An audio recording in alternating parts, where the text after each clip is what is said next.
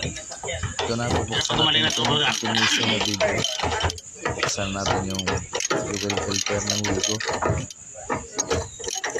Tanggalin natin yung walang tornilyo. Dapat nilinisan mo muna bago mo tinanggal. Meron ka bang ano dyan, blower? May pagtanggal mo dyan, Siluwagan ko lang yan. Daan yung lahat. Iyop mo muna. Yan na. Hugutin na natin. Yan. Yan yung laman niya. Yan yung filter.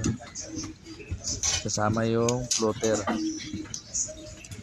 Yan yung fuel assembly niya. Kasama yung